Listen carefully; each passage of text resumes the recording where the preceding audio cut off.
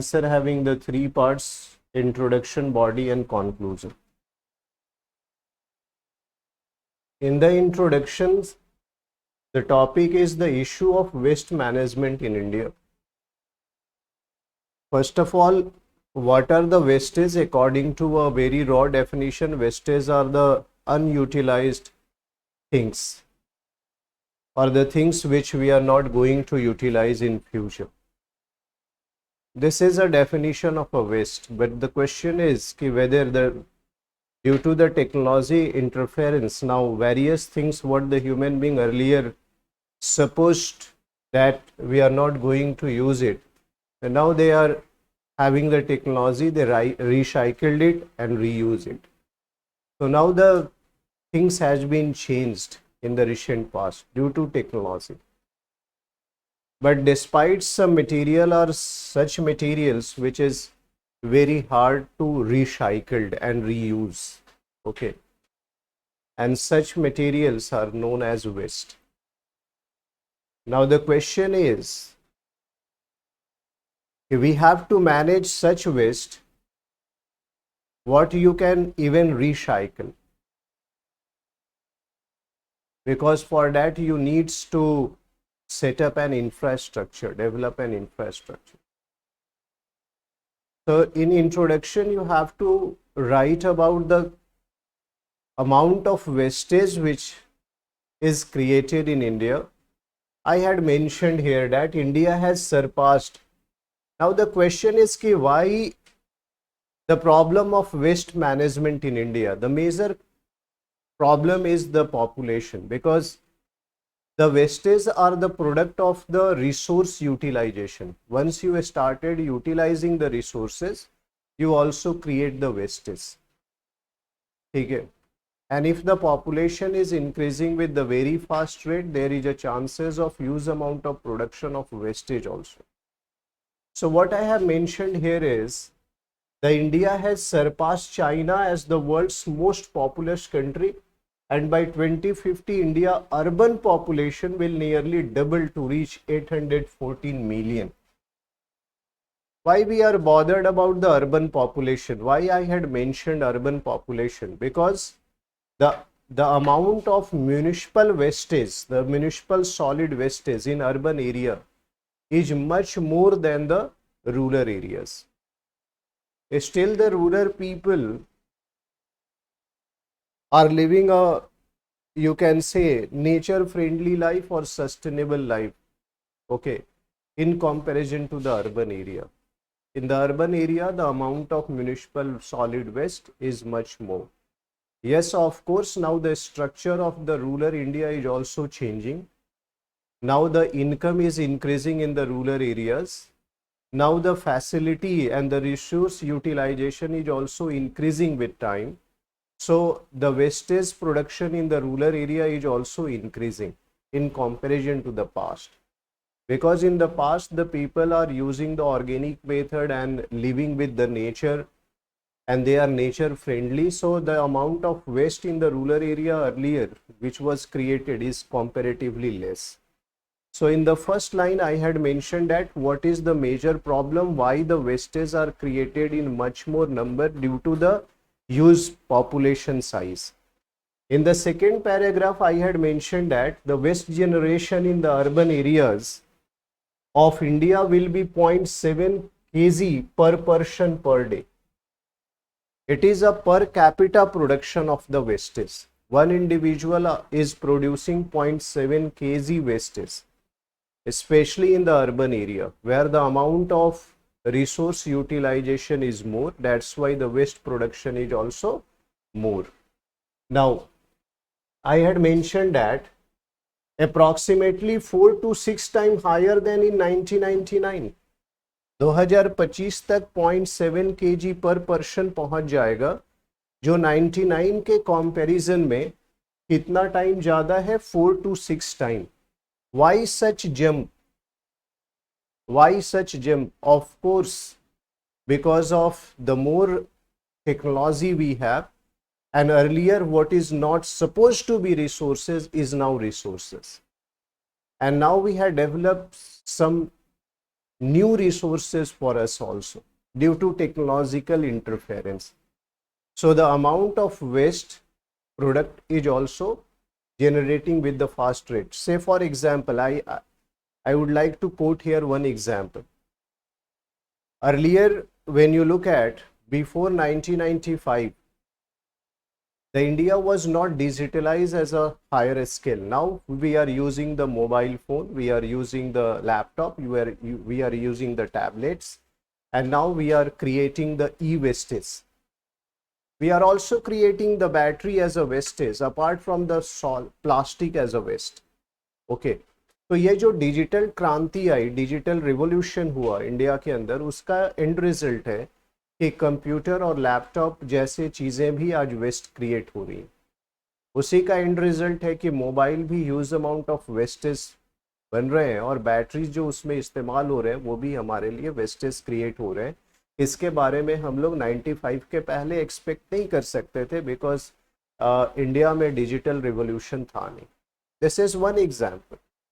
Now, as you know that majority of the country are also moving towards the electronic vehicles because the country is moving towards the renewable source of energy. And in the e-vehicle, as you know, again the battery utilizes. So in future, this amount of wastage will increase. जो अभी आज से decade पहले हम सोच भी नहीं सकते थे वैसे वेस्टेज अब नए प्रोड्यूस होंगे. ठीक है, इसीलिए मैंने कहा कि 99 के कंपैरिजन में अगर हम 225, 2030, 2050 कंपैरिजन करें तो हमारे पास और ज़्यादा अमाउंट में वेस्टेज होंगे क्योंकि नई चीज़ें हम और भी यूज़ करना स्टार्ट कर चुके हैं. ठीक है. नाउ करेंटली यहाँ लिखा है कि according to the ministry of environment, forest and climate change, India currently generate 62 million ton of waste. Recyclable और साइक्लेबल दोनों मिलाकर कितना इंडिया क्रिएट कर रहा है? तो 62 million tons of wastage, both recyclable and non recyclable every year, with an average annual growth rate of 4%. Rate of production, growth rate of the wastage production is 4% हर साल. ठीक है. तो ये मैंने एक आपको बेसिक डेटा दिया कि इंडिया में सिनेरियो क्या है वेस्ट प्रोडक्शन का. Per capita waste production increase हो रहा है. रीज़न क्या है कि हम नए नए रिसोर्सेस को यूज़ कर रहे हैं. और मैंने क्या बताया कि कितना है annual rate of growth? 4%. At least two figure you must keep in mind. Per capita production by the Indians as well as per annum rate of growth. At least two data you must keep in mind and you can mention. Now let's find out what kind of wastage we generate or we are generating. Three major kind of wastage we are generating. One is the solid waste, plastic waste second, and e-waste third. So we have to mention it कि for this solid waste, what is the scenario in India and what steps we are going to take. For the plastic waste, what is the scenario in India and what steps the government is taking right now or way forward क्या होगा. And e-wastage. So let's understand the solid waste scenario. Okay, as I have said, flowchart is won't counted as a word. So that's why I have used the flowchart. Or I have here given you some figure because at least you get. और जरूरी नहीं है कि सारे points लिखेंगे, but yes of course you can you can make the flow chart there and you can describe. Now let's understand solid waste. Domestic waste भी निकालते हो, इंडस्ट्रियल वेस्ट भी निकलते हैं solid. So there are two kind of a solid waste, one generated from the household, another from the industry. Okay. So let's understand. According to the report published by the Swachh Bharat Mission, urban, not rural. Okay, we have a data. of a solid waste. According to which mission? Swachh Bharat Mission Urban. 1.45 lakhs ton per day of the municipal solid waste is being generated in urban India. स्वच्छ Bharat mission के data कहता है कि 1.45 lakh ton per day municipal solid waste India में create हो रहा है. 1.45 lakhs ton I am talking about. And as many as 67% of the urban areas have door-to-door collection of the municipal solid waste. अभी आपको पता है स्वच्छ भारत मिशन में आ रही है व्हीकल्स और एमसीडी की जैसे दिल्ली में आती है उसी तरह अलग अलग म्यूनिसिपल एरियाज में भी आ रही हैं. और not only the corporation but municipality area में भी आ रही है. नगर पालिका जहाँ है, छोटे छोटे टाउन में भी स्वच्छ भारत मिशन अर्बन में ये गाड़ियाँ भेजी जा रही हैं फॉर कलेक्शंस के लिए. And only 23% of the total generated waste is being processed और ट्रीटेड. यानी हमारे पास जो क्षमता है, कैपेसिटी है ट्रीटमेंट की, वह है 33,215 टन्स पर डे. प्रोडक्शन कर रहे हो 1.45 लाख टन पर डे और आपकी कैपेसिटी है रिसाइकलिंग की 33,215 टन्स पर डे. 45 टन्स भी नहीं है, समझ रहे हो? 33,000 है ओनली. तो इस फिगर को देखने के बाद आपके माइंड में ये तो आया होगा कि हमें रिसाइकलिंग प्लांट्स की जरूरत पड़ेगी और है नीड्स उसकी. तो क्या करोगे? कैपेसिटी नहीं है तो कैपेसिटी बिल्डिंग करोगे. जब आप आंसर लिखते हो ना तो सॉल्यूशन वहां दिखता है. By discussing it what we can find out that we need capacity building. हमें रिसाइकलिंग यूनिट्स खोलने होंगे, रिसाइकलिंग प्लांट्स डेवलप करना होगा. देखना पड़ेगा is there any policy mechanism under the government of India to develop the recycle plant in every municipal areas, because we are generating such amount of municipal wastes. Okay, now let's understand. If you look at, while 72% is landfill, अभी देखो 33,000 हम treat कर रहे हैं, बाकी को landfill कर रहे हैं 1.2 लाख टन पर डे. अब लैंड फिलिंग के भी अपने प्रॉब्लम है. अभी आपने देखा धीरे धीरे एक माउंटेन सा खड़ा हो जा रहा है कई शहरों में. दूसरी बात है, अगर अंडरग्राउंड डंप करते हो तुम, हटाकर और डिग करते हो पिट और उसके अंदर डालते हो, तो उससे अलग प्रॉब्लम है. लैंड पॉल्यूशन है, वाटर पॉल्यूशन है. There is another problem due to landfill. Now what is the solution? We have to create much more recycled plant. We have to build capacity, we have to develop such institutions which can grow such kind of recycle plant. क्योंकि आप municipal wastage के production को reduce immediate नहीं कर सकते, तो आपको capacity बढ़ानी पड़ेगी. Now the second thing is the plastic waste. Now let's understand what is the scenario in India of the plastic wastage. India produces approximately 0.025 million ton of the plastic waste per day. So 1.45 lakhs ton municipal wastage we are creating, and 0.025 million ton, 1 million means 10 lakhs, multiply 10 lakhs ton of the plastic waste per day. Okay.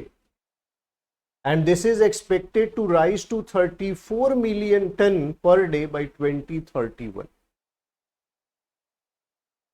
As you know now, the single use plastics को ban किया गया. Looking at this grievous scenario, 34 million ton plastic we are going to or it is expected that the Indians will going to use this humongous amount of the plastic, the huge amount. Now So the it's written per year. Per year by 20, yes, 34 million ton per year. Million ton.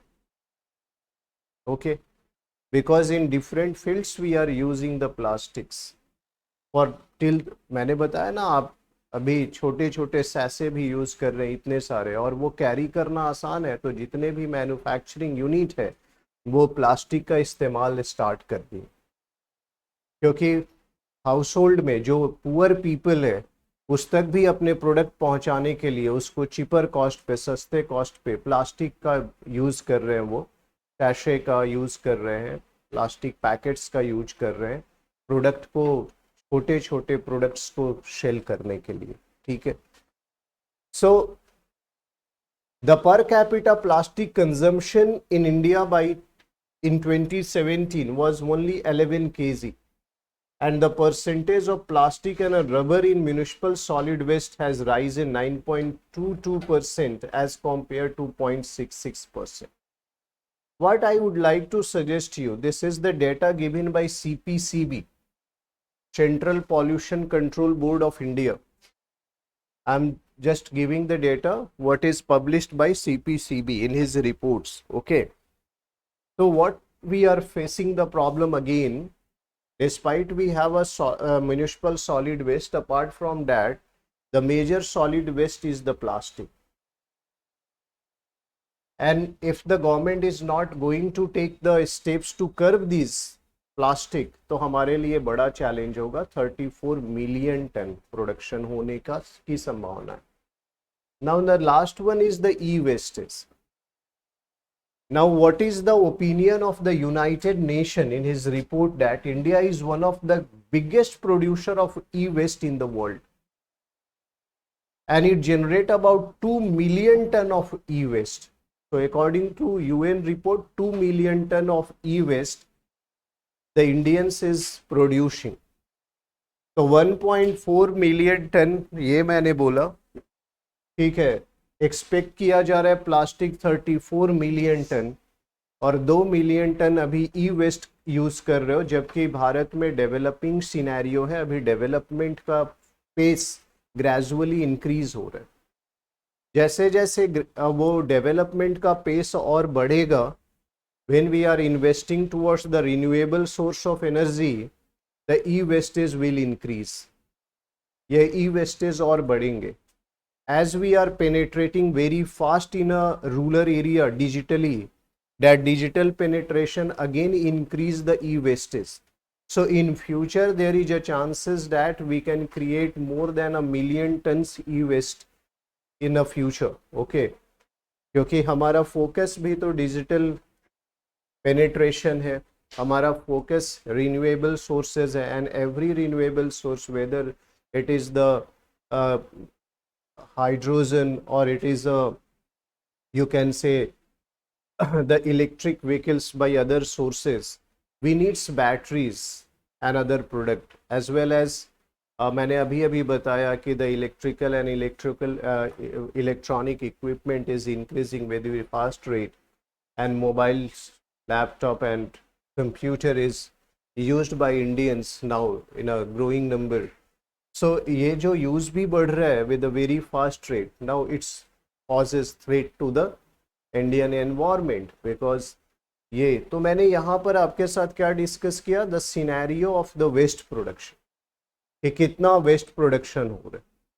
अब आपको ये जरूरी भी नहीं है लिखने के लिए कि इसके अनुसार उसके अनुसार, ओवरऑल आप एक बेसिक फिगर दे सकते हैं कि इतना मिलियन टन प्रोडक्शन हो रहा है, और हमारे पास केवल इतनी कैपेसिटी है इसको ट्रीट करने के लिए, रेस्ट हम लैंडफिल कर रहे हैं। तो हम करें क्या? ठीक है, तो 3 pronged एक्शन लेना है। सॉल्यूशन क्या होगा? The India has already taken the 3 pronged action, 3 different action plan लेकर आया। पहला तो पॉलिसी फ्रेमवर्क, और इसके बारे में मैंने जब क्लाइमेट चेंज डिस्कस किया था तो मैंने आपके साथ डिस्कस भी किया था। To promote and support the goal of Swachh Bharat Unnat Bharat अभियान, भारत का एक अभियान है, there is a campaign. Okay, क्या है campaign? Swachh Bharat Unnat Bharat Abhiyan. Okay, so to promote this, कि हमें स्वच्छ और उन्नत भारत बनाना है, उसके लिए क्या जरूरी है? The solid waste management. And for that, the government has already created a rule 2016, and the plastic waste management rules 2016 जो मैंने इकोनॉमिक सर्वे पढ़ाते हुए बताया कि 2022 में उसमें मॉडिफिकेशन हुआ, and now the plastic waste management rule 2022 now came. And in that rules there is a focus on the recycle reuse of the plastic, and now the government after that has banned the single use plastic under this rule. We had also the battery waste management rule 2022. I had discussed already in that survey. Apart from that, we have the e-waste management rule 2016, which was further replaced by e-waste management rule 2022. ये सारे rules मैंने अभी recently आपको discuss किए थे. कहाँ? Economic survey के discussion. The government has notified all this in 2022, these rules. Why? To curb waste in India. ठीक है. और इसमें मैंने आपको बताया था कि कॉम्पनसेशन प्रोविजन भी है. इसमें वो जो प्रोड्यूसर्स हैं उनके ऊपर लायबिलिटी भी है. इफ उनको ये इंफॉर्मेशन देना है how much wastage they are producing, what is the amount of production. अगर प्लास्टिक की कंपनी है तो कितना वो अमाउंट ऑफ प्रोडक्शन कर रही है, उनको ये इंफॉर्मेशन देना है. अगर वो नहीं देंगी तो उनको उसके ऊपर चार्जेस लगाए जाएंगे, कॉम्पेंसेशन देना होगा. So under all these rules there is a process of what? The recycle and reuse. So the government has created the policy. The first thing is that we had already policy. Now the second thing is that the government is focusing on the technological advancement, because we need technology for various purposes, including the purpose of treatment. उसके लिए भी हमें चाहिए. And we should move towards such an technology and such a resources which create less amount of wastage. Now let's see. I have mentioned that in addition to providing conducive policy framework and promoting responsible behavior, because we had to change our attitude and behaviors, and we have to mindfully use the resources so we can create less wastage. And at least the people won't throw the wastage near the household. They must throw it in a litter where it is, there is a litter box, or the sensitization among the people towards the wastage is very very much important. So behavioral change भी होना चाहिए. ठीक है ना. अभी क्या है कि now the technological advancement is an important factor that can drive effective waste management in India. Without technology, we cannot able to manage our wastes. Okay. So use of emerging technology such as what kind of technology? Automatic waste segregator. अभी पता है there are different kind of wastage which is created. जैसे आपके घर में ऐसे आप if you are using LED, again you are using blades, knife, these are very sharp materials. आप सब कुछ, और आपके जो वेजिटेबल पिल्स हैं, फ्रूट्स भी हैं, वो सभी एक ही पॉलीथीन में डालोगे और उसको डाल देते हो कचड़े के डब्बे में. तो प्रॉब्लम यहाँ ये होती है कि we are using the different kind of wastage but we won't segregate it. Now the problem is when the municipal vehicles came to your house and they collect the wastage, तो उनको जब उसको recycled करना होता है तो सबके recycling के लिए अलग अलग प्लांट्स हैं. तो segregation is a very problematic things, and that's why the government will put nearby your houses, तो लीटर बॉक्स के कलर अलग होते हैं, ग्रीन, ब्लू, रेड, क्योंकि उसमें आपको अलग अलग टाइप ऑफ वेस्टेज के लिए अवेयरनेस दिया जाता है. But this generation is not aware about it. आने वाले जनरेशन्स को ट्रेन किया जा रहा है कि वो कम से कम इस बात को समझे. तो सबसे बड़ा चैलेंज गवर्नमेंट के लिए क्या है, क्योंकि लोग नहीं समझ रहे हैं और सेग्रीगेट कर कर नहीं डाल रहे हैं लीटर बॉक्स में, तो सेग्रीगेटर की जरूरत है कि जब वेस्ट कलेक्ट हो, प्लांट पर पहुंचे, तो सबसे पहले वेस्टेज को अलग अलग किया जाए, सो हम उसको ट्रीट कर सके. So what is the first basic technology we required is the segregator. Okay, that's why I had yahan mentioned that automatic waste segregator is required.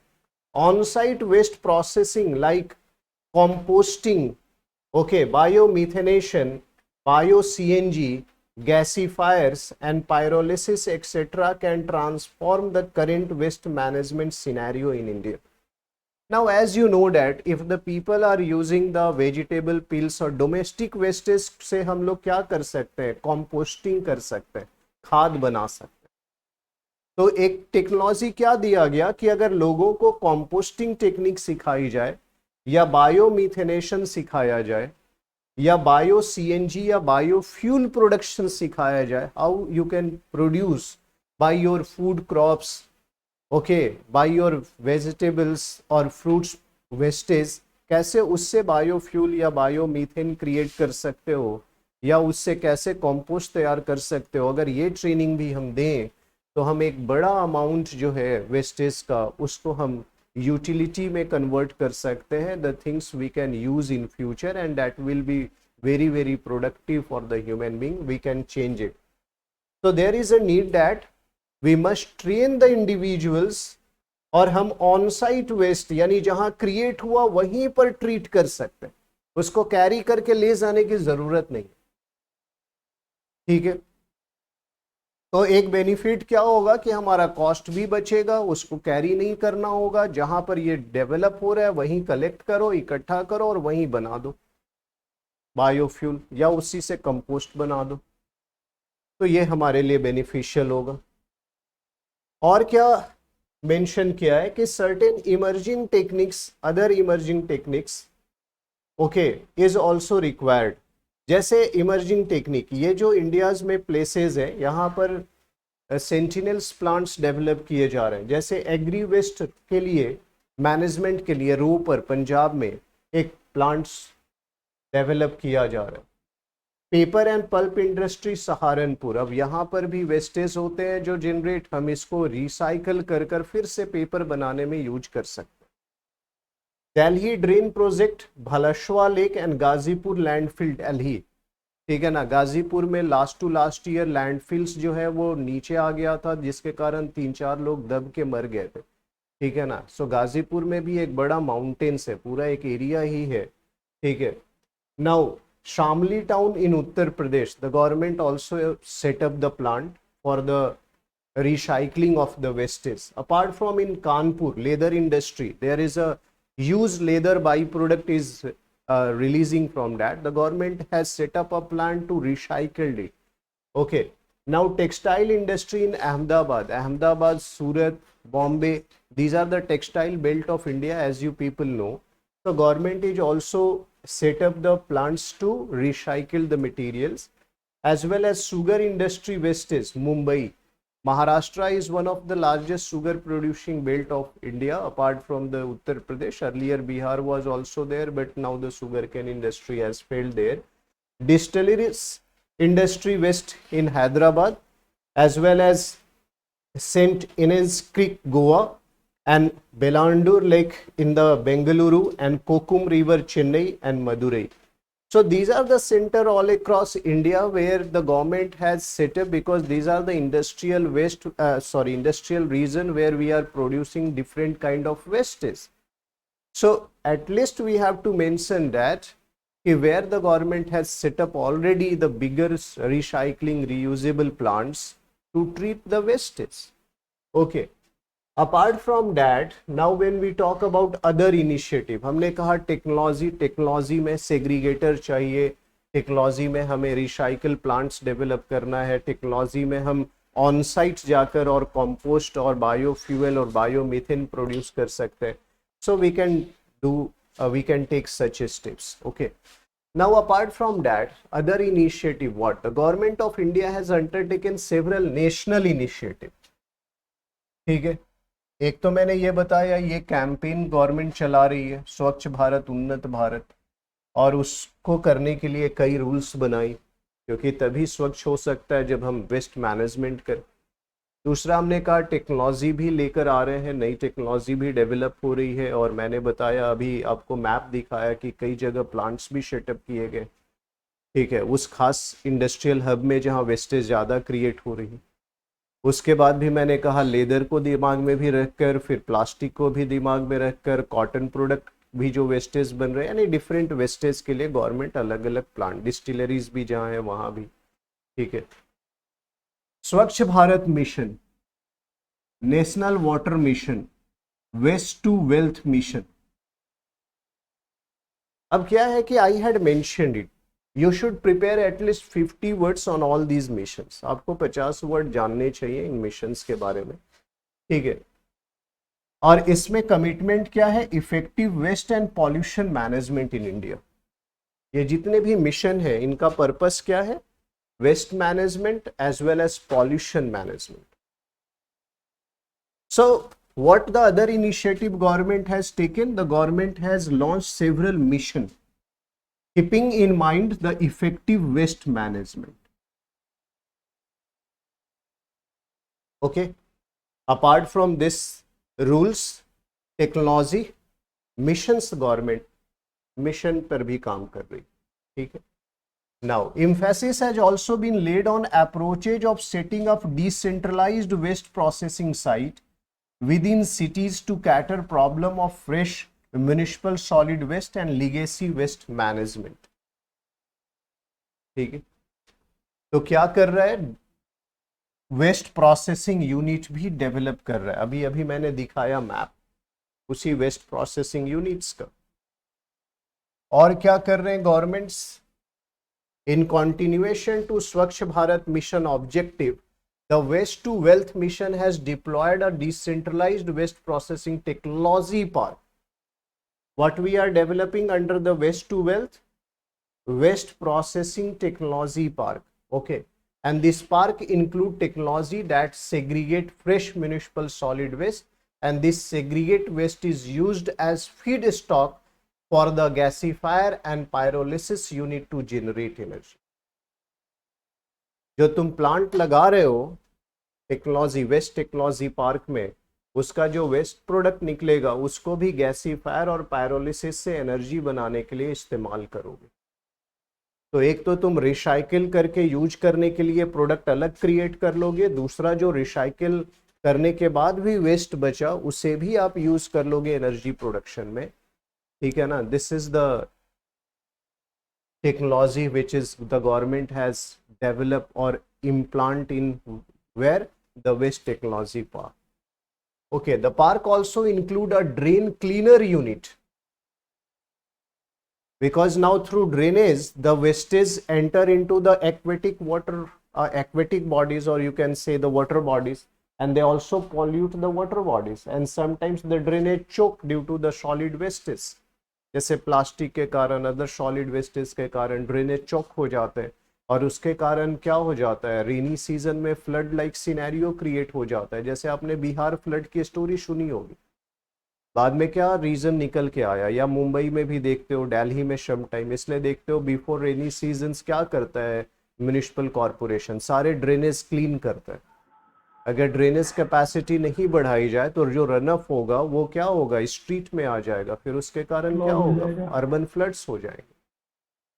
तो क्या है, एक इस पार्क का पर्पस है drain cleaner unit that collect debris from the adjacent drain on site, okay, and this collected waste is also used as a feedstock, and a wastewater treatment unit is also on site, and this unit treat effluent from adjacent drain, और जो and the water is then reused on site, and the waste to wealth mission is also looking at deployment, and as you know Israel is also use the black water for the agriculture purposes and the grey water for the drinking purposes। पता है आपको, toilet के पानी जो निकलते हैं उसे black water कहते हैं, आपके लैट्रिन बाथरूम से जो पानी निकल रहा है, जो आप यूज कर रहे हैं वहां पे, उसे ब्लैक वाटर कहते हैं। इजराइल में ब्लैक वाटर को प्यूरिफाई कर कर और फिर उसे एग्रीकल्चर में यूज किया जा रहा है, because that is a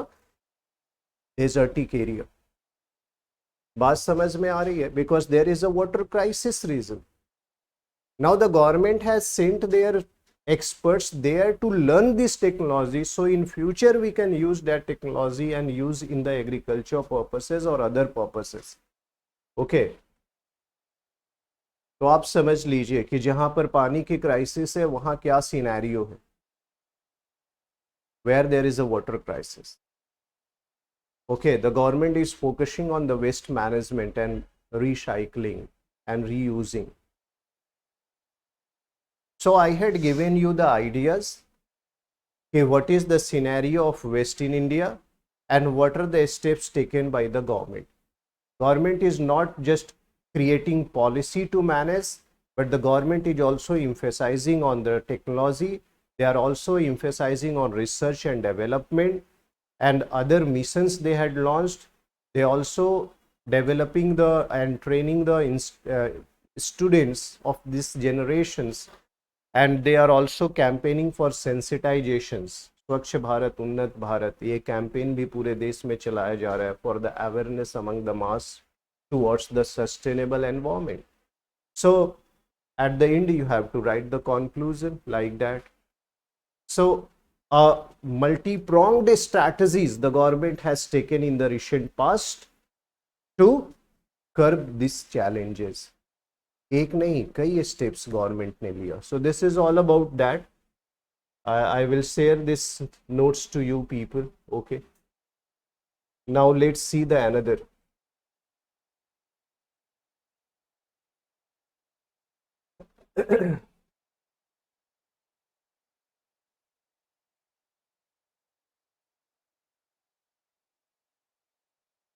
Now the another questions is, do you agree that India is the country expected to pay the highest price for the impact of climate crisis?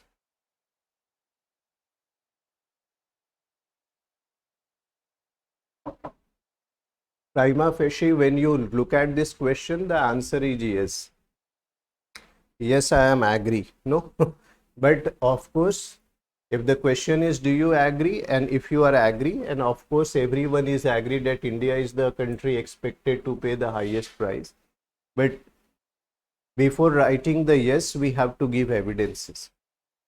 Why India?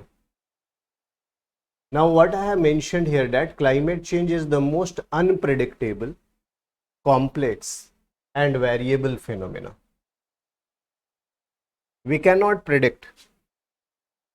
Okay, earlier आपको मैंने बताया था climate change is also a natural process, but why we are bothering? Because now the climate is frequently changes due to anthropogenic activity. There is a man influence on environment, and that man influence led to the climate change. Okay, there is a separate topic which is written in the UPSC geography optional, man influence on environment. I had already discussed the anthropogenic factor in climate change, कि man का क्या influence है. Okay, so that's why I had mentioned in the first line, it is a very complex phenomena as well as unpredictable, very variable. Okay, तो ये expect करना आगे 20 साल में क्या होगा, कितना परसेंट इंक्रीज करेगा, डिक्रीज करेगा, हम ऐसे सोच सकते हैं, बट कई बार अनएक्सपेक्टेड रिजल्ट्स आते हैं हमारे पास जितना सोचा था. और इसीलिए लिखा है कि not a single country of this planet earth including India is spare from the brunt of the climate change. Every country is facing the problem including India.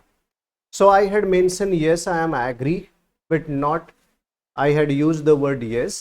मैंने लिखा कि सारे देश को प्रॉब्लम हो रही है इंक्लूडिंग इंडिया. अब है कि हाईएस्ट प्राइस कैसे भारत को पे करना पड़ सकता है एक्सपेक्टेड टू, इसके बारे में मैंने लिखा है कि India is grappling with the issue of trying to quickly develop equitable economic growth to meet the changing needs and lifestyle aspiration of its 1.4 billion population. अभी प्रॉब्लम क्या है? Because we have to fulfil the needs of all the individual those who are living, and the individual aspiration is increasing with very fast rate. we we all wanted a luxury life.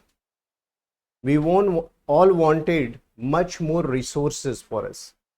ठीक है ना, आप AC room में रहना चाहते हैं, आप अच्छे ट्रांसपोर्ट मैकेनिज्म यूज करना चाहते हैं, आप अच्छे फूड रिसोर्सेज भी चाहते हैं, न्यूट्रिशियस फूड्स भी चाहते हो, you needs luxuries life. Okay, so क्या है, एस्पिरेशन बढ़ता जा रहा है, 1.4 बिलियन पॉपुलेशन का ग्रेजुअली एस्पिरेशन इंक्रीज कर रहा है।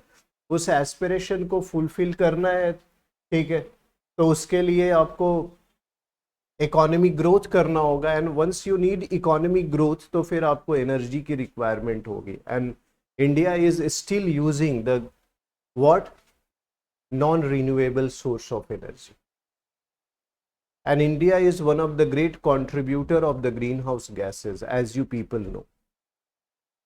So there is a pressure over India to switch towards the renewable source. Shall we suddenly switch towards the renewable source? No, because we have lack of funds. And the question is whether the India is facing these challenges of the climate change due to their own activity? No, due to global activity. क्योंकि climate change केवल भारत के कारण नहीं हुआ है, पूरे विश्व की समस्या है, क्योंकि सारे देशों के कारण हुआ, और इसमें ज्यादातर कंट्रीब्यूशन डेवलप्ड इकोनॉमी का रहा है, मैंने पहले भी बोला, बट वो सारी बातें यहाँ लिखना जरूरी नहीं। यहाँ मैंने लिखा कि बाय 2020 प्रेशर और India's water, air, soil and forest is expected to become the highest in the world. क्यों? बिकॉज हमारे पास ज्यादा लोग भी होंगे, तो हमारे सभी रिसोर्सेस के ऊपर प्रेशर भी बढ़ेगा, और बढ़ रहा है। नाउ द टाउन और the cities are vertically rising, horizontal spread के लिए अब जगह ही नहीं बचा, जमीन रहेगी तब ना, तो आप बिल्डिंग के ऊपर खड़े करते रह रहे हैं, multi storey buildings we are creating, sky scraping building, ठीक है। Why? Because we are facing this challenge. और India's loss in per capita gross domestic product by 2050 could range from 0.41% under a low global warming scenario if the Paris Agreement is met, तो 5.08% in case of higher warming। अब देखो, अगर Paris agreement के जो target है हम achieve भी कर लेंगे, तब भी 0.41% हमारा लॉस होगा जीडीपी का ड्यू टू क्लाइमेट चेंज। और अगर पेरिस एग्रीमेंट के टारगेट को तुम अचीव नहीं कर पाओगे तो जीडीपी का लॉस बढ़ जाएगा, कितना हो जाएगा? 5.08%, क्योंकि ग्लोबल वार्मिंग और इंक्रीज कर जाएगी। In the Paris agreement we had designed the agreement to control what? The green house gases, and if you are not, if the globally all the parties is not able to control the greenhouse gases, the global warming increase, and if the global warming increase, much more climate change takes place, और फिर उसका economy पर ज्यादा बड़ा impact होगा। कितना loss हमें होगा? इकोनॉमिक लॉस, हमारे खर्चे बढ़ जाएंगे,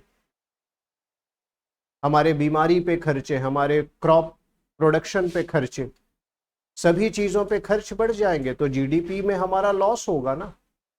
लॉस कितना होगा? एक्सपेक्टेड लॉस है 5.08% if you want achieve the Paris agreement target. तो क्यों भारत प्रयासरत है कि पेरिस एग्रीमेंट के टारगेट को भी पूरा करे? क्योंकि भारत को पता है कि हमारी इकोनॉमी को भी लॉस होगा अगर हम वो अचीव नहीं करें। तो दिखाई दे रहा है ना कि भारत को प्रॉब्लम है, ठीक है। और ये किसका डेटा है? आईएमएफ का। आईएमएफ ने अपने रिपोर्ट में 2019 में यह पब्लिश किया कि भारत को ज्यादा बड़ा खतरा है, क्योंकि प्रेशर है उसके सारे रिसोर्सेस के ऊपर, उसकी इकोनॉमी के ऊपर, उसके जीडीपी के ऊपर। Now impact of the climate change. A world that is 3 degrees Celsius hotter will be much more dangerous than one where humanity collectively managed to hold the average temperature increase to 1.5 degrees Celsius. बोला 1.5 degree Celsius increase में ही तबाही है, cyclone की frequency बढ़ गई है, सी level change हो रहे हैं, ग्लेशियर मेल्ट हो रहे हैं, 3 डिग्री बढ़ जाए तो क्या होगा। और ये जो मैप है ये बता रहा है कि भारत के अलग अलग रीजन में टेम्परेचर इंक्रीज हो रहा है, getting hotter and hotter. Okay, change in the temperature in degree Celsius 0.69 to 0.93, इतना टेम्परेचर यानी ऑलमोस्ट 1 डिग्री के आसपास चेंजेस किस रीजन में तुम देख रहे हो, western part of India. Already this part is the hottest region because in this region there is a Thar. In the western part of this region there is a Thar, but gradually this region is desertified and we face the water scarcity. Once the temperature is increasing, there is a multiple impact of that. और देखो this color 0.52 to 0.69, the central India. Once you look at the northeastern states, now the biggest problem is this northeastern states is also now the southern India having two temperature range 0.52 to 0.69 increase or 0.69 to 0.93. Okay, so the southern India, Tamil Nadu, Kerala, okay, Telangana, Karnataka, here the temperature is increasing.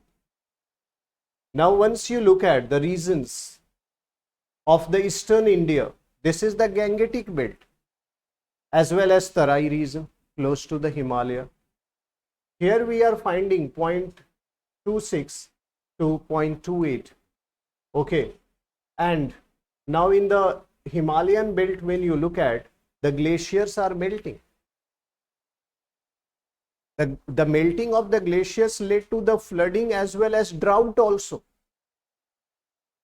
क्योंकि glacier खत्म हो जाएंगे तो the region face the drought, glacier melt हो रहे हैं, region face the flood, the volume of the water is increasing and we also face the water crisis for agriculture and portable purposes. Okay, यहां मैंने लिखा है, यहां जो map मैंने लिया है लिखा है despite a moderate increase in temperature Vidarbha in Maharashtra is the most vulnerable region to climate change in India.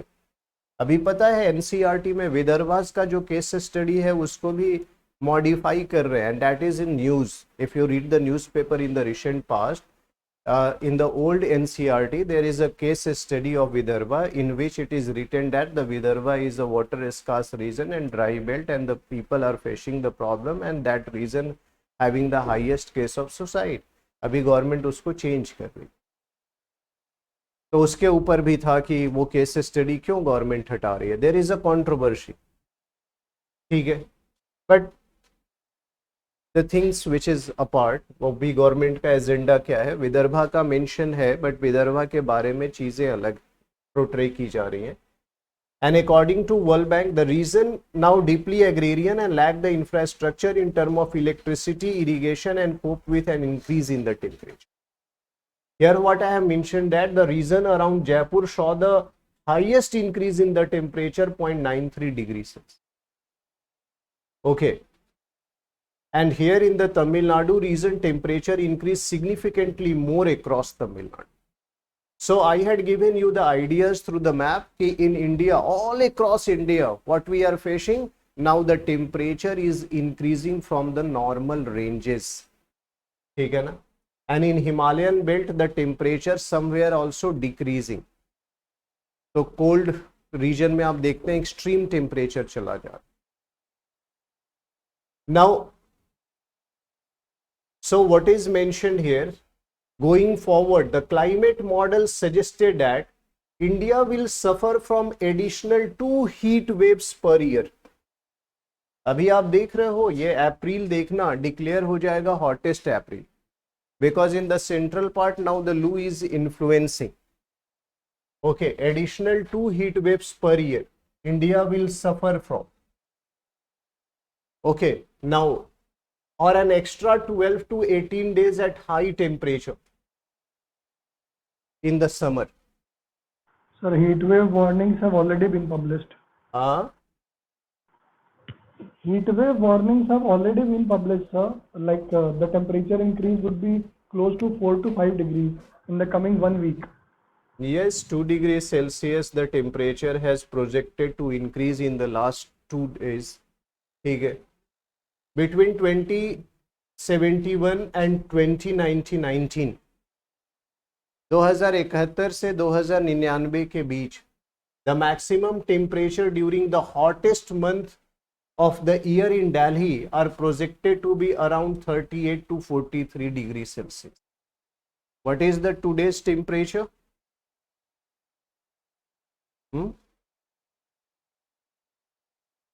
हाँ, अभी अभी टेम्परेचर 34 डिग्री सेल्सियस है दिल्ली का। ठीक है, तो 2 बजे तक 1 बजे तक कितना हो जाएगा? 38 पहुंच जाएगा, 35 36 37 ऑलमोस्ट। तो अभी अगर अब 35 भी पहुंचता है तो अब अप्रैल के मिड में है, अभी जून जाते तक टेम्परेचर 43 पहुंच जाएगा।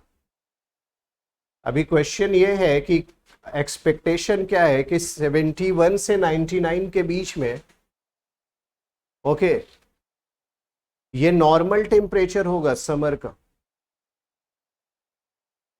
ठीक है,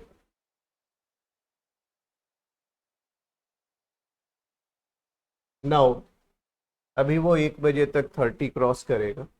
now reduce day light work hours, look at this could reduce the daylight work hours by almost 25% compared to the current levels. Shall people is able to work in the intense heat? Of course no. क्या agricultural activity के लिए आप farmland में रह सकते हो? दोपहर में इतनी गर्मी में नहीं रह सकते। क्या मैनुअल वर्क कर सकते हो? इतनी गर्मी में बाहर नहीं कर सकते। तो क्या एक्सपेक्टेशन है, कितना आपका रिड्यूस होगा वर्क? 24%। इससे लॉस होगा कि नहीं होगा? इकोनॉमिक लॉस होगा? Yes of course. और आपको वर्किंग स्टाइल बदलनी पड़ेगी, आपको बिहेवियरल एडेप्टेशन करना पड़ेगा। तो जो एक्टिविटी तुम दिन में कर रहे हो, दिन में अगर बिल्डिंग कंस्ट्रक्शन होता है, दिन में अगर एग्रीकल्चरल एक्टिविटी कर रहे हो तो एनर्जी की कम जरूरत पड़ती। अगर रात में मजदूर तुम्हारे यहाँ आकर बिल्डिंग कंस्ट्रक्शन करेंगे तो उसके लिए तुम्हें प्रॉपर लाइट की जरूरत होगी, तुम्हारा लाइट भी इंक्रीज करेगा, उसके लिए तुम कोल बर्न करोगे, ग्रीन हाउस गैस इमिशन करोगे और बढ़ेगा। तो इसकी प्रॉब्लम ये नहीं है कि इकोनॉमी में एक तरफ से नहीं प्रॉब्लम करेगा, ये मल्टीपल इंपैक्ट्स होंगे। इफ द डे लेंथ, अगर वर्किंग लेंथ रिड्यूस होगा तो इसकी इकोनॉमी पर एक बड़ा इंपैक्ट पड़ेगा। Okay, now when combined with the high humidity, अगर इस टेम्परेचर बढ़ने से ह्यूमिडिटी भी इंक्रीज होगी क्योंकि इवेपोरेशन ज्यादा होगा वाटर बॉडीज का, सॉइल के पोर से भी वाटर रिलीज होंगे, transpiration rate also increases, plant के लिफ्ट से भी ट्रांसपिरेशन ज्यादा होगा, हमारे बायोडाइवर्सिटी को भी लॉस होगा। आप सोचो ना कि मैन तो चलो नहीं घूमेगा, लेकिन जंगल में जो जानवर रह रहे हैं वो कहाँ झोपड़ी बना के शेल्टर लेंगे? वाटर बॉडी का क्या होगा जो ड्राई होगा? हमें वाइल्ड लाइफ भी कंजर्व करने की प्रॉब्लम होगी। Is there threat to the biodiversity? Yes of course. Okay, so if you added the high humidity, there is serious risk that large part of the Indian subcontinent will not be habitable without fans and air conditioner. Still we have a problem. तो fan और air conditioner की जरूरत पूरे भारत में पड़ने वाली है आने वाले समय में। कुछ कुछ ऐसे स्टेट्स हैं जहां की पूरे साल फैन चलाते हैं। In move to the southern India, अभी जाकर देखो चिपॉक में जब मैच चल रहा था तो देखो कि अभी भी वहां कितना ह्यूमिडिटी है और प्लेयर्स को कितना प्रॉब्लम फेस करना पड़ रहा है ना। In the month of April I am talking about, not in the June July scenario क्या होगा आप समझ सकते हो।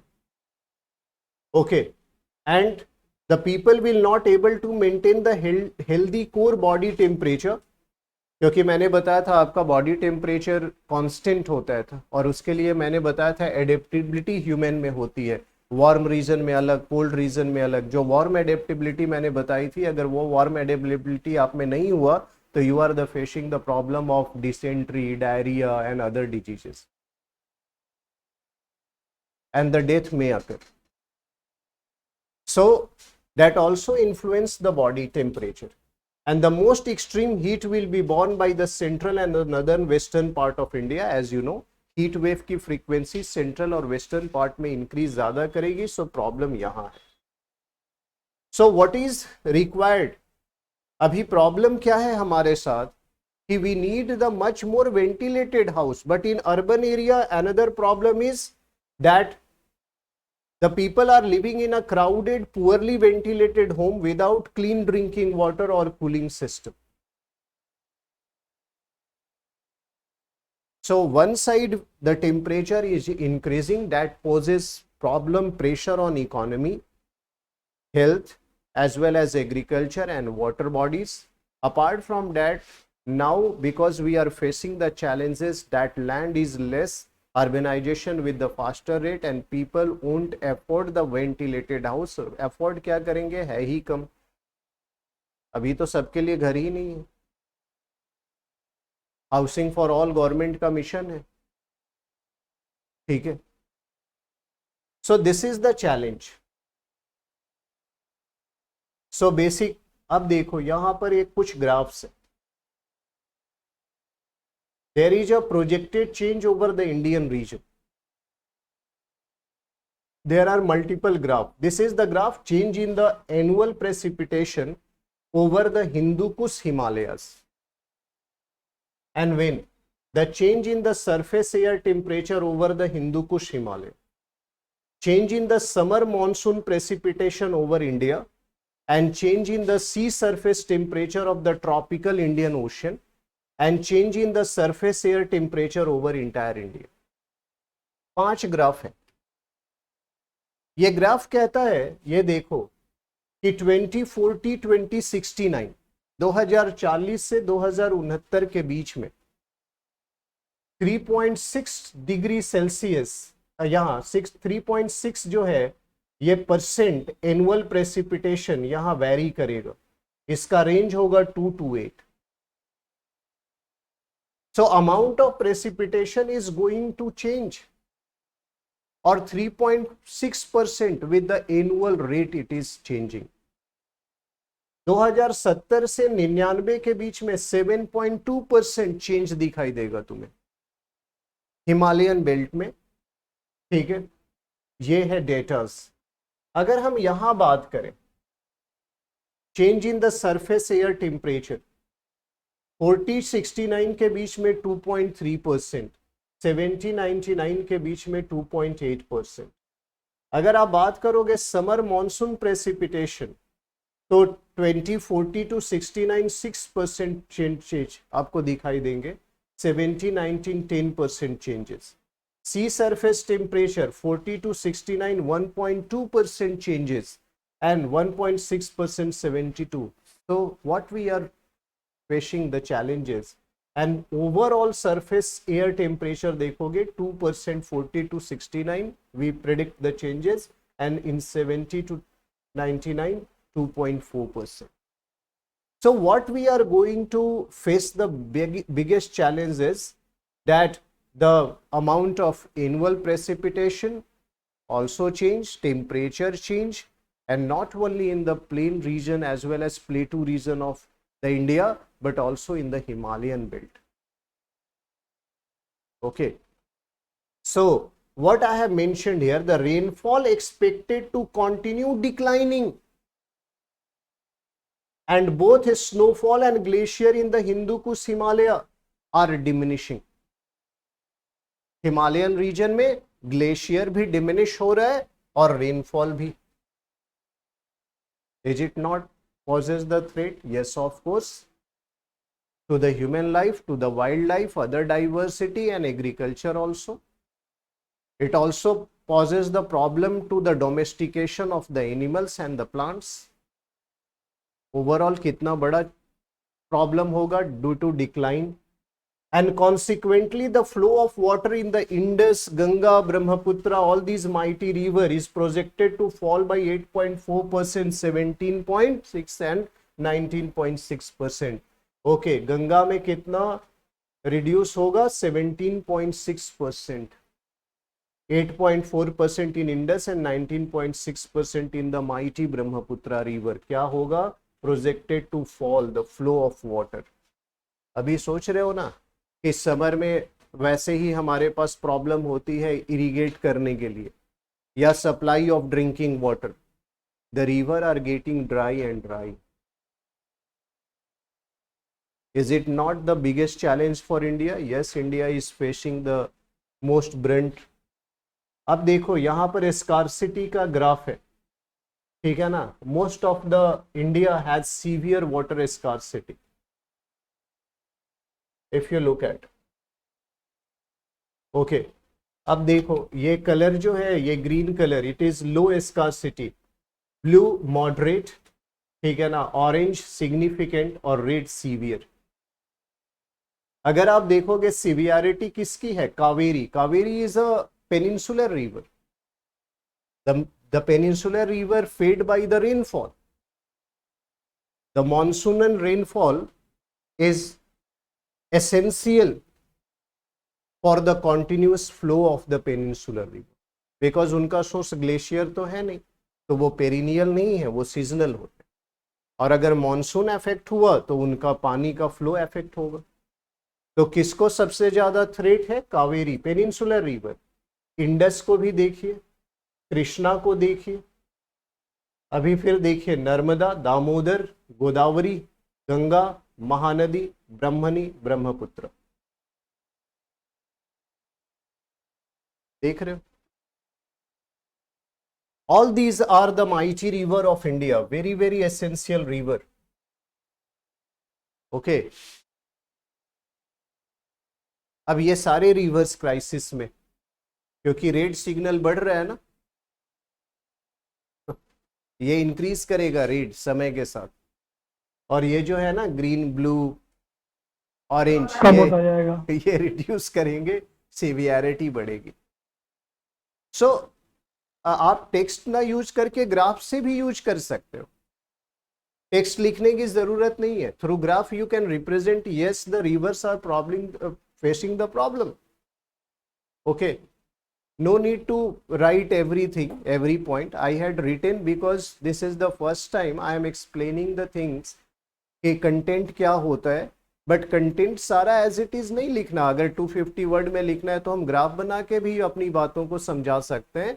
उसके लिए हमें एक पैराग्राफ टेक्स्ट लिखने की जरूरत नहीं है. मैंने यहाँ इसलिए लिखा क्योंकि आपको समझ आ जाए. इसको ऐसे बना देंगे, ऐसे ही जैसे ये डंडे बने हुए हैं. इतना तो करना होगा. कलर आपको नहीं करना है तो यहाँ पर पेंसिल लो, यहाँ पे ऐसे बॉक्स बना दो, यहाँ पे ऐसे डॉट बना दो, यहाँ पर. लेकिन यही सेम पैटर्न अप्लाई करना होगा हर जगह. I will tell you how to represent a graph. कभी बचपन में बनाया नहीं ना, तो अभी सिखाएंगे, ठीक है. अब देखो इधर, looking towards the end of century, global sea level are projected to rise by at least 44 to 74 centimetre. इस सेंचुरी के एंड तक कितना सी लेवल राइज करने के चांसेस है? 44 to 74 centimetre. Okay, when we reach in 2100, तो इतना सेंटीमीटर जैसे ही राइज करेगा तो तुम समझ रहे हो कि कितने आइलैंड डूब जाएंगे. इंडिया का कोस्टल एरिया कितना श्रिंक करेगा. अंडमान और लक्षद्वीप को इमीडिएट थ्रेट होगा. गल्फ ऑफ मन्नार के कितने आइलैंड्स खत्म हो जाएंगे. नहीं होगा ऐसा क्या? इंडिया नहीं फेस करेगा क्या problem? Of course we will face. Okay, excluding the risk of the ice sheet collapse. उसको छोड़ दो, आइस शीट को छोड़ दो, तो उसके अलावा इतना प्रॉब्लम है. Now the sea level along the Indian coast are not forecast to rise quite as much as average, increasing by 20 to 30 centimeter compared with the current level. Bharat में थोड़ा सा राहत होगी क्योंकि 20 से 30 सेंटीमीटर राइज करेगा इंडियन ओशन, जो expectation है, जो स्टडी कहता है, ठीक है ना, स्वप्ना एचल की. And even so, this will have a severe impact on the infrastructure, property, particularly the low-lying areas, Mumbai, Chennai, Kolkata city having the immediate threat. Okay, all the coastal city having the immediate threat. Now, India's commodity-wise impact. देखो, orange negative impact को show कर रहा है, blue mixed को, और green positive impact. Rice पर negative impact है, this is orange, and wheat negative impact, maize negative impact, sorghum negative impact, potato mixed, groundnut mixed, coconut mixed. अभी gram, soybean, onion, castor पे नहीं है, ठीक है. एंड मस्टर्ड, मरीन, इनके ऊपर पॉजिटिव है, जो कि टेम्परेचर फ्लक्चुएशन के कारण इनमें ग्रोथ दिख रहा है, बट इनमें क्या हो रहा है, रिडक्शन हो रहा है ग्रोथ में. इनमें मिक्स्ड आउटपुट है, इसका इंक्रीज कर रहा है, ठीक है ना. ये निगेटिव है, मस्टर्ड और मरीन फिश, क्योंकि बायोडाइवर्सिटी लॉस. तो हमने क्या देखा, और फ्रेश वाटर फिशेस का भी लॉस हो रहा है. तो तुम क्या देख रहे हो कि these are the essential food item, these are the source of the nutrition. Protein carbohydrate के सोर्स है. तो अगर ये इनके ऊपर निगेटिव इंपैक्ट है, this orange colour show the negative impact, यानी राइस का प्रोडक्शन रिड्यूस हो रहा है, व्हीट का प्रोडक्शन रिड्यूस हो रहा है, मेज का प्रोडक्शन रिड्यूस हो रहा है, सॉर्गम का प्रोडक्शन रिड्यूस हो रहा है, ठीक है ना.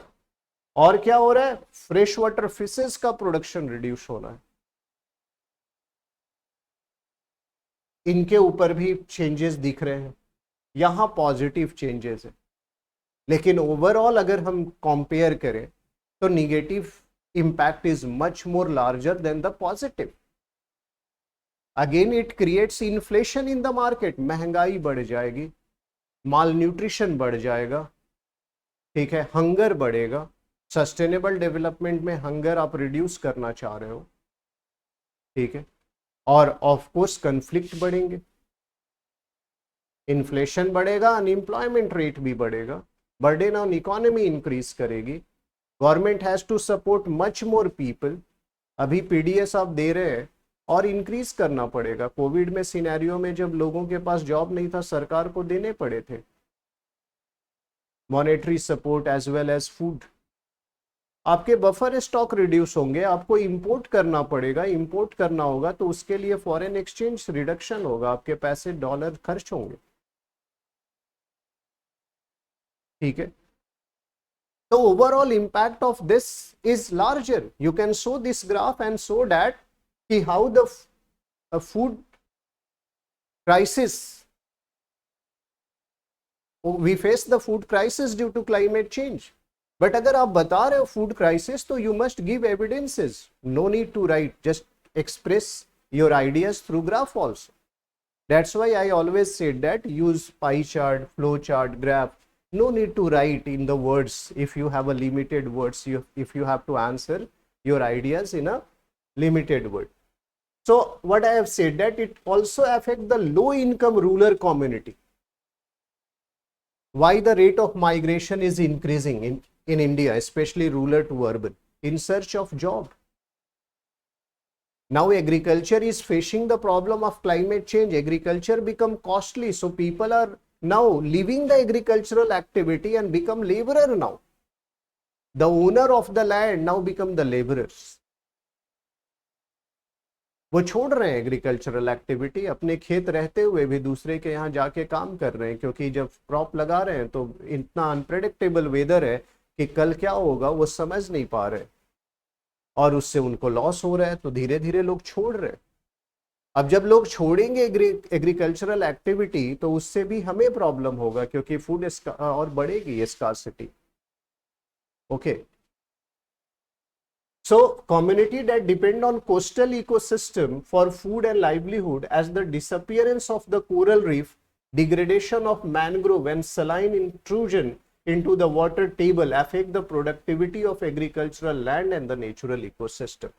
क्या हम वो प्रॉब्लम नहीं फेस कर रहे? Yes, we are facing the problem of mangrove loss, coastal damages, as well as our underground water is also become saline. That also affect agriculture. So coastal community also face more severe storms. आप cyclone देख रहे हो, storm देख रहे हो, cyclone in the Bay of Bengal are projected to nearly double by 2070 to 2100. आज जितने cyclone आ रहे हैं उससे दुगने साइक्लोन आएंगे. वो ज्यादा डैमेज करेंगे प्रॉपर्टीज को, वो ज्यादा हार्म पहुंचाएंगे कोस्टल रीजन को. I am not talking about it, ये सारे डेटास गवर्नमेंट के बता रहे हैं, ठीक है ना. And these storm will characterized by faster wind speed, greater storm surge, okay, and low income urban household are particularly susceptible to it. Loss सबसे ज्यादा उनको है, वो माइग्रेट करेंगे तो फिर प्रेशर बढ़ेगा जिस शहर में जाएंगे, जिस जगह पे जाएंगे, ओके. फिर उनके रिहैबिलिटेशन के लिए वी नीड मोर इंफ्रास्ट्रक्चर. सो क्या लिखा है यहां पे? As they often live in a dense settlement that lack basic service and infrastructure that could reduce risk, piped water and storm water drainage, paved roads or decent housing. Many households also live on the hazardous sites such as steep slope, floodplains and low-lying coastal areas where the cost of land is cheaper and the formal development is prohibited. They are facing the problem. So severity of climate आप देखोगे, so India is facing the biggest problem. 1.5 degree अगर Celsius temperature बढ़ता है, more extreme heat, more heavy precipitation, more frequent drought, faster sea level rise. मैंने क्या किया? Sum up कर दिया. अब समझ में आ गया? यहाँ सारे आइडियाज को मैंने सम अप कर दिया. ओवरऑल क्या फेस करेगा India problem? This problem we will face. So what is required? What is the requirement? India should participate hand in hand with the international community to check or reduce the greenhouse gases and to control what? The change. So this is the structure. मैंने यही कहा कि words मैंने इसलिए mention किया. I can make the diagrams also for it. केवल आप graph और फ्लो चार्ट्स के थ्रू भी एक्सप्लेन कर सकते हो अपने आइडियाज को, and finally you can conclude your idea. But the first and foremost thing what is required with you people, that you must first segregate the content. Okay, थोड़े ideas को देखो. अगर आप गूगल करते हो तो go for the Google and find out some good flow chart, read some PDF of the government if you wanted to extract some good ideas.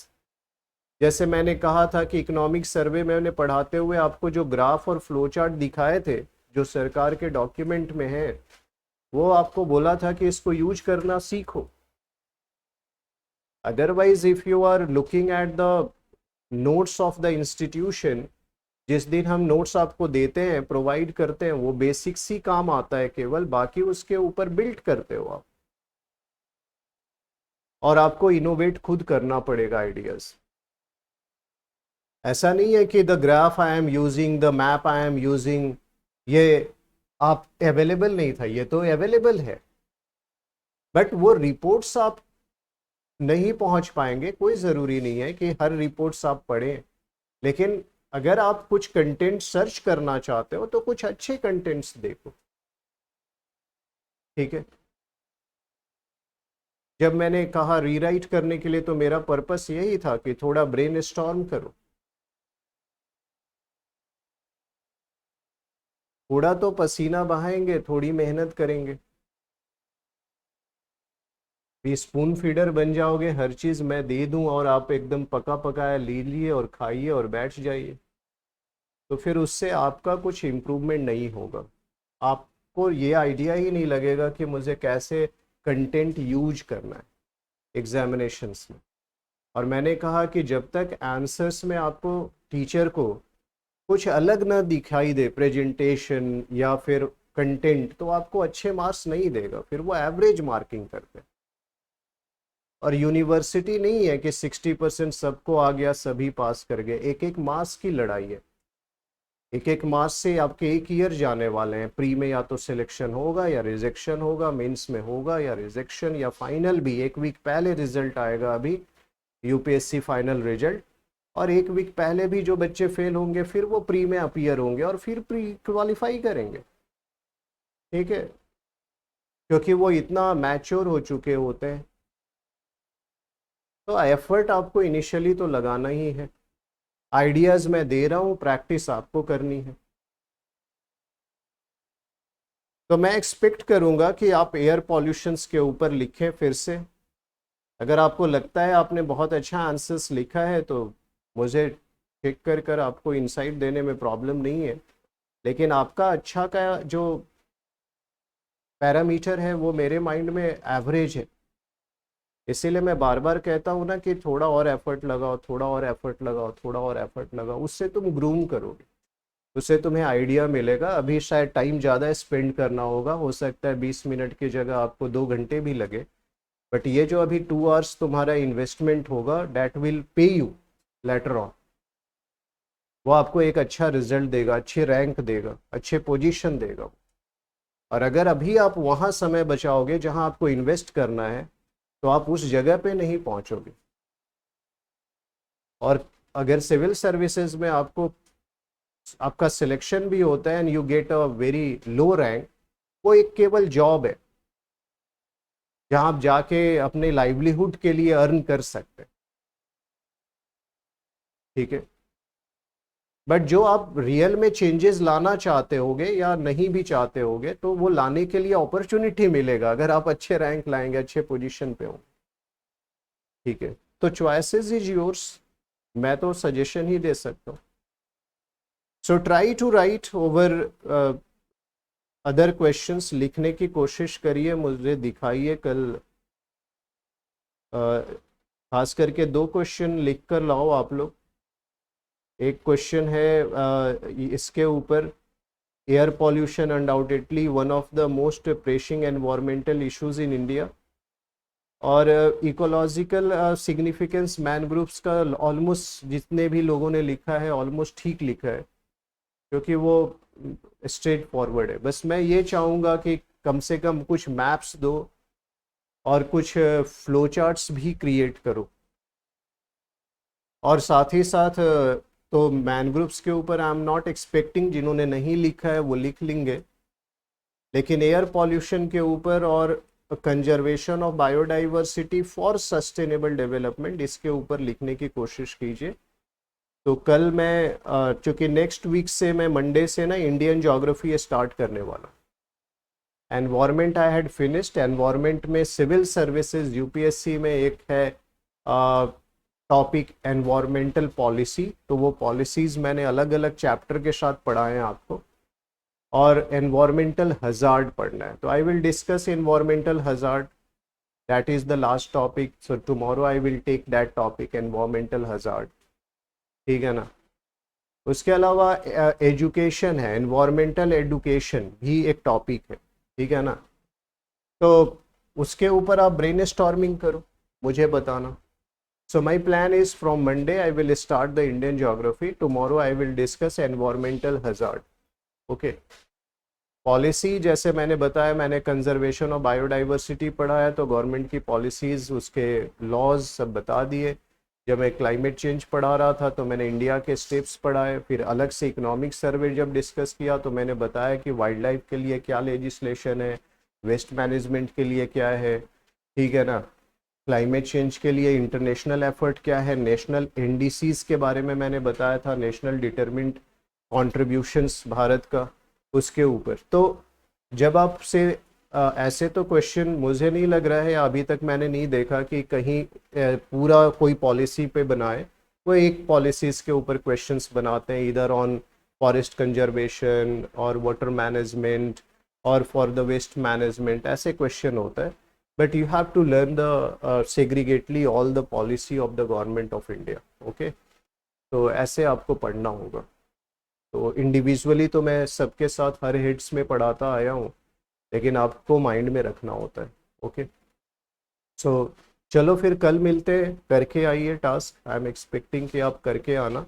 जिन्होंने कर लिया है देख लो, अगर आपको लगता है आज के डिस्कशन के बाद कि नहीं आपने अच्छा लिखा है तो I will check and give you remark. But अगर आपको लगता है कि नहीं और इम्प्रूव कर सकते हैं तो again try to rewrite. Okay, और आइडियाज़ को ऐसे एक्सप्रेस करने की कोशिश करिए जो मैंने आपको प्रेजेंटेशन दिखाया। मैं ये शेयर भी कर दूंगा PDF, so you can get the ideas. Okay, तो चलो फिर कल मिलते हैं। Have a nice time. Thank you. अरे सर, एक क्वेश्चन है सर मेरा। हाँ बोलो। सर, अगर इंडियन मैप को हम लोग आइसोबार से शो करते हैं कि जो आइसोबार का जो ये टेम्परेचर वो डिफरेंस हो रहा है सर उससे क्लाइमेट चेंज पे, तो वो फिजिबल है या नहीं सर? वो कि आइसोबार में जैसे कि कि कहीं कहीं सर साउथ इंडिया में हाई प्रेशर बिल्ड होता है और नॉर्थ इंडिया में लो प्रेशर बिल्ड होता है, तो अगर क्लाइमेट चेंज से सारा आइसोबार अगर हम देखें सेम होते जा रहा है, तो फिर तो इस पे क्लाइमेट चेंज पे इसको यूज कर सकते हैं कि नहीं सर? हाँ, और देखो जब चेंज होगा टेम्परेचर फ्लक्चुएशन में, तो temperature and pressure is inter related. We had discussed in why the isobaric line is changing. Isobar is what? The places with the same pressure. Same pressure. तो आपको पता है कि जब टेम्परेचर फ्लक्चुएशन हो रहा है, टेम्परेचर इंक्रीज होगा तो प्रेशर क्या होता है, नॉर्मली डिक्रीज होता है, क्योंकि there is no direct proportional relationship. But in general temperature high होगा, एयर क्या होंगे, गर्म होंगे, एक्सपैंड होंगे, ऊपर उठेंगे, तो सरफेस के ऊपर प्रेशर लो होगा। तो आइसोबार तो चेंज हो रहा है, अब प्रेशर जब चेंज होगा तो विंड की स्पीड बदल जाएगी। ठीक है, अदर फैक्टर आर ऑल्सो जो जो भी रिलेटेड है, एयर मास, ठीक है ना, जेट स्ट्रीम, साइक्लोन्स, ये सारे फिनोमेना जो मैंने क्लाइमेट में पढ़ा है। ऊपर से जो तुम्हारा ओशियन करेंट का मूवमेंट, ठीक है ना, density of the sea, everything will be affected. बहुत बड़ा इम्पैक्ट है अगर मैं बताऊं आपको, टेम्परेचर फ्लक्चुएशन और प्रेशर चेंज के कारण। Getting my point Ashish? Yes sir. तो यू कैन मेंशन, वही बात है कि आप जितना इनोवेट करेंगे, जितना सोचेंगे, जितना ब्रेन स्टॉर्म करेंगे, उतने बेहतर पॉइंट आपके पास आएंगे और आप ऐसे चीज़ें एक्सट्रैक्ट करके लिख पाएंगे जो दूसरे बच्चे सोच नहीं पाते। इसीलिए मेरा फोकस होता है हमेशा कि आप खुद कोशिश करिए, कीप ट्राइंग, कीप ट्राइंग।